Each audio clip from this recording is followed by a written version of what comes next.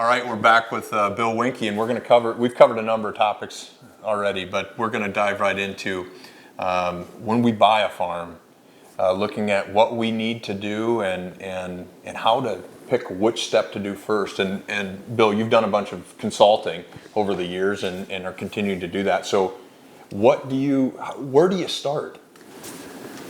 Yeah, I think the consulting, I've done a few, and I'll do probably about 15 a year. So not only do I see my own properties, but I see a wide range of other people's properties. Yeah. So you kind of get enough experience about common mistakes that people make, or at least how to make a plan. And the thing that I see almost overwhelmingly, and I shouldn't just lay it out there because it's so simple. You don't need to call me. Habitat development does take some expertise, but I see that almost universally. Mm-hmm. Habitat's not good. Right. Almost always. It's just not suitable for white-tailed deer. It's either too open or, usually it's too open. Usually they haven't done enough to create underbrush, to create browse, or you've got open pasture fields or unproductive crop fields that could be better used as something else. How do you turn these marginal acres that are almost useless into something that can benefit, the deer? You see that one quite a lot. You see them not shooting enough does.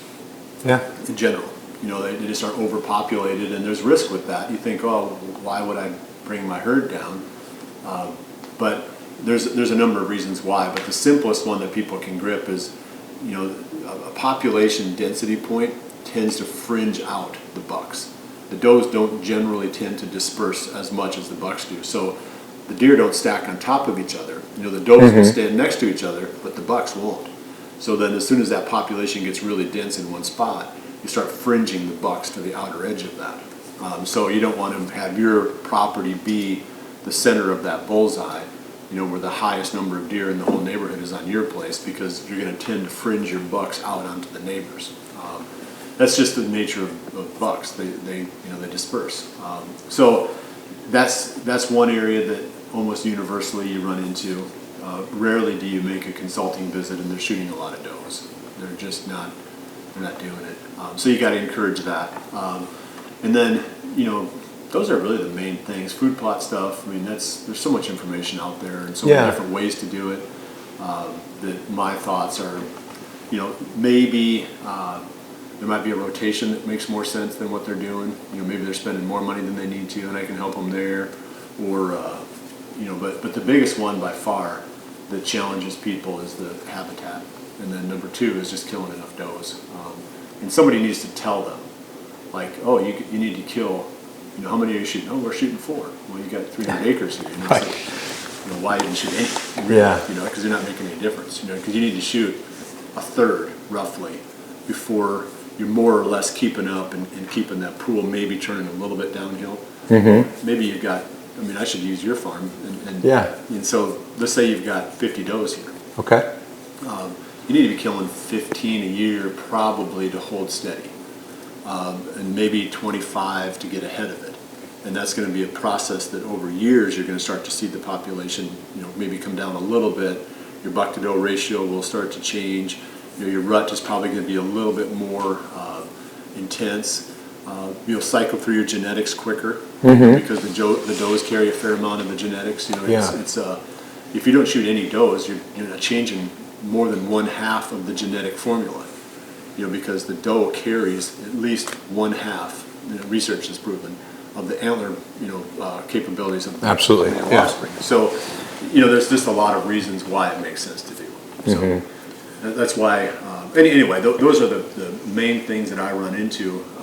Let's throw it back to you now. You've got a pretty nice farm here. Looked out the back window, and I'm doing this. So there's got to be things that you learned coming into it, were still questions that you have, about what is it that, how did you get started? What were the things you focused on when you bought it? Yeah, for me, it was, it's overwhelming, right? And I think from the consulting side of things, or having somebody that's gone through it, there's a lot of benefits in that, because you look at a piece of property, even if you're in love with it, you got 100 things that you want to do, and you don't know what is the most important thing to do first. So for me, it's been trial and error, and I think I wish that learning curve would have been shortened. But for habitat for me, we established a bunch of native prairie. Okay, so we've got plenty of cropland around. There's no shortage of food on my particular farm, and so the quickest way for me to establish a lot of bedding to hold deer year round was a strong stand of native grasses. By happenstance or by luck, it lined up to be a good decision to enroll the land that we did into CRP. Right. So we got a good stand of native prairie, and did a bunch of tree plantings, cedars and hardwoods and stuff like that. That was more driven from an aesthetic value and some different things like that than probably a habitat side of things. But yeah, it's really overwhelming. I mean, to be quite honest with you, because I don't know where to start. Right. You got so many things you want to do. Habitat is the most important starting point, I think, because like let's say in the farm that I own now, there aren't a lot of deer on it. Yeah. So now's the time to fix the habitat because the deer want to eat the stuff that we grow, right? It doesn't matter what it is. If it's coming up, they want to eat it. If it's new, it's edible, right? Right. So if you have a lot of deer, it's really hard to change the habitat because they're waiting for it with their mouths open, as soon as it pops out of the ground to eat it. So Yeah. if you've got a lower density area, really take advantage of that opportunity and focus in on the habitat because you can get stuff to grow as the deer start to come in, you wouldn't be able to get going because they'd be eating it before it got started. Yeah. So that's number one, I think, is everybody wants to know when I come in, where should I put my tree stand? It's like, if you do all this other stuff right, you can put your tree stand in a lot of places. There's not like a magic spot here. That's not the part that's the challenge. The challenge is doing the stuff that takes time. The habitat is the one thing that takes the longest amount of time. So you need to start that first. Well, and I think one mistake that I made that I can admit is I set up the farm how I wanted it versus maybe how the deer wanted it. And so I think if I could take a step back and redo some things that I did, I would have taken some time to realize how the deer travel, where they're comfortable, where they're not, and reevaluated my plan based on that versus this is a pretty spot for a plot, right? Right. It's easy to kill them if they're there. Yes. So you're trying to make it as good as you can for them. And then you find a way to mix into that later. Maybe that means that, well, I planted, in your case, this native prairie through the whole property, or, I'm really a big fan of permanent habitat. I like planting trees, like acorns. I like the direct seeding and having it come up as a forest. Yes. Little by little now, I've got a forest there. I can always go back and clean out a spot and put my 1 acre clover field somewhere in there. Mm-hmm. I want the place to be as ideal for the deer as possible, almost to the point where it's almost hard to hunt. Because then you can figure out how to inject yourself into that as time goes by, but you're making it so that they love it. This is, man, I want to live here. This place is thick. There's tons of browse, and but you're making it perfect for them. And then as time goes by, you can figure out how to put yourself into that environment too.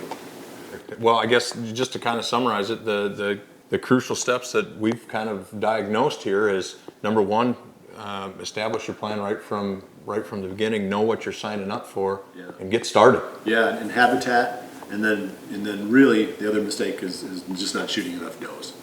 So those are the two biggies that I see. Perfect. Well, hopefully you guys have gotten something valuable out of this today, and stick around, and we've got some more to cover.